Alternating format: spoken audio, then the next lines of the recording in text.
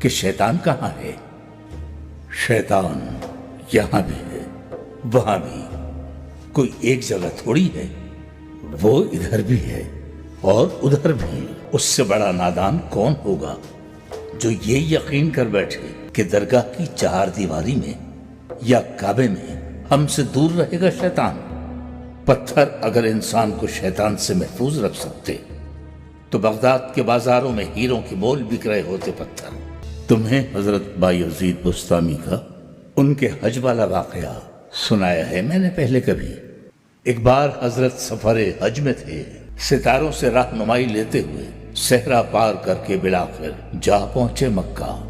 وہ کعبہ معظمہ کا طواف مکمل کر کے اور حج کے فریضے سے فارغ ہو کر کعبے کے احاطے سے باہر نکل رہے تھے وہ کہ کیا دیکھتے ہیں کہ کعبے کے دروازے پر ابلیس دروازے سے ٹیک لگائے کھڑا تھا۔ ہاتھ میں اس کے ایک لگام تھی، گھوڑے کی لگام۔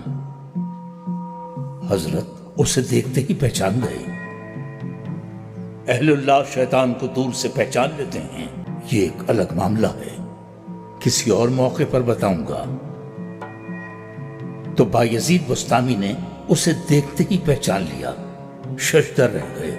یہ ابلیس لعین کعبے کے دروازے پر کیا کر رہا ہے؟ انہوں نے سوچا، پوچھا، تو اور یہاں ابلیس؟ شیطان نے ہاتھ میں تھامی ہوئی گھوڑے کی لگام انہیں دکھاتے ہوئے کہا، میرے بہت سے بندے یہاں طواف میں مشغول ہیں، ان کی واپسی کا انتظار کر رہا ہوں۔ آئیں گے تو یہ لگام انہیں ڈالوں گا اور ان پر سواری کرتا ہوا جاؤں گا۔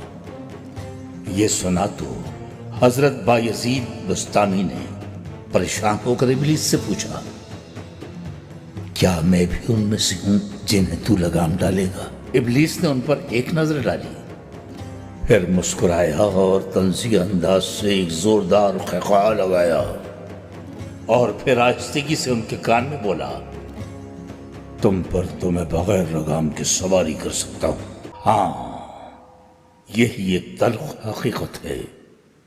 چاگرے آفندی، تمہاری کیا رائے ہے اس عجیب و غریب مسئلے کے بارے میں؟ اچھا خیر، قصہ مختصر یہ کہ وقت گزرا، بات آئی گئی ہو گئی۔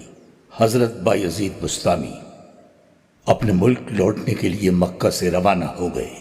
ایک بار پھر وہی دشوار گزار سفر، دریا، صحرا، وادیاں عبور کرتے، سفر کی مشکلیں جھیلتے، ایک تیز رو ندی کے کنارے پہنچے۔ انہوں نے اپنا لباس اوپر چڑھایا اور ندی پار کرنے والے ہی تھے کہ اچانک ان کی نظر پڑی۔ ندی کے کنارے ایک درخت کے نیچے ایک بہت ہی بوڑھے اور نابینا، گز بھر لمبی داڑھی والے بزرگ بیٹھے ہیں۔ وہ بزرگ کے پاس گئے، حال احوال دریافت کیا۔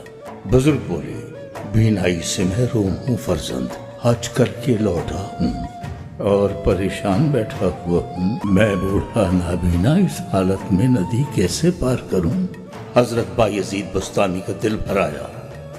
انہوں نے ایک دم سے اس بزرگ کو اٹھا کر اپنے کندھوں پر بٹھا لیا اور پانی میں اتر گئے۔ پانی کا بہاؤ خاصا تیز تھا۔ بہرحال کسی طرح وہ ندی پار کر رہے تھے، لیکن ابھی عین درمیان ہی میں پہنچے تھے کہ بزرگ نے جھک کر حضرت کے کان میں سرگوشی کی۔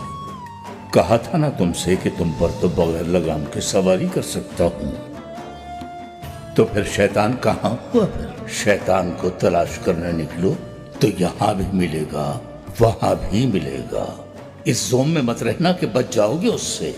بغیر لگام کے سواری کر سکتا ہے، ہم جیسوں کی کیا اوقات ہے؟ جب حضرت بایزید بسطامی نہ محفوظ رہ سکے اس سے، بات صرف اتنی سی ہے کہ یہ یہاں اور وہاں انسان کے اندر ہی ہیں۔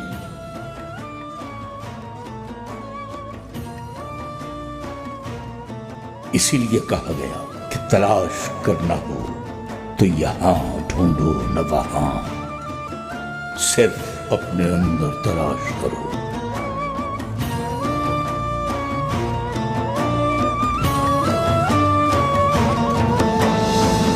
وہی یہاں بھی ہے اور وہاں بھی۔